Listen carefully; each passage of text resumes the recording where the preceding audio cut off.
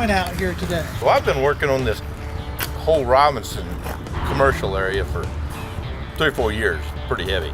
Today, we have this property under contract and we're cleaning it all out. We have to remove all the debris and old parts and stuff like that. This was a Army Jeep salvage from back during World War II days. I know Steve Akers took this over in 1947, or his uncle did, you know, how they split. His dad took it from him. And they have run it as a family business up until just recently. Retail business down here has been dead for years, okay? We know the park's coming, everything's happening, but until they started tearing the buildings down across the street, you know, investors looking at this area, they've all been interested, but they're kind of standing off. But now they took the buildings down, what, about a month and a half, 2 months ago, and then when they started laying sod a month ago, I mean, it looks like there's never been any buildings over there. Well, this is 1320 to 1328 South Robinson. Okay, it is 2 acres.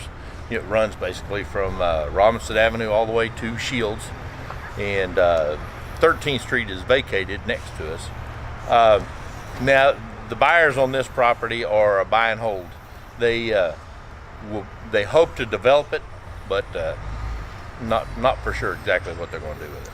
Have they indicated if they'll be clearing it, or? More than likely they'll be clearing it just because it's not cost effective to bring these buildings up to code.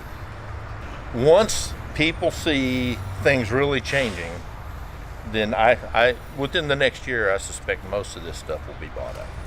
I know some of the stuff south of here has some EPA issues, but you know, that's all part of the deal. Well, I'm out here because I've known my clients, the sellers, for 40 some years, okay? We became very good friends. I've listed this property and I've done all the dealings on it. But the buyers on this property want no debris left, no old Army Jeep parts, none of that stuff. And the owner and I are probably 2 of the very few people in this city that know what most of this stuff is, okay? I've got a whole crew here today and I'm saying, yeah, keep this, throw this scrap iron. You know, yeah, this fits a 42 MB, you know, whatever. You know, I know the parts just like Steve does, and there's not really very many people that can do that. You're literally a full service broker. I am a full service broker, absolutely. You know, I've been down here 2 days a week for the last 3 weeks. You're sharing your thoughts about the legacy of Hubcap Alley, and talk about that.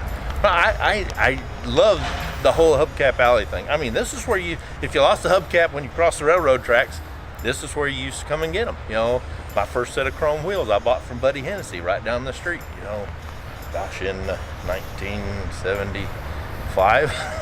You're saying another big name in the business got started. Hibden started down here. You know, Sam Surplus started down here. There was a lot of businesses that started right here. I mean, it was just, this used to be a really big deal. Now, before all of this was a housing addition in the early 1900s, okay? This was South Park right here. Yeah. Every time we look at the title work, it's just hilarious. Do you think we'll see the Hubcap Alley name go away? I hope not. Well, it's just part of the history. And, you know, Capitol Hill and everything through here has kind of been, in my opinion, neglected as far as the true value of the history here, you know.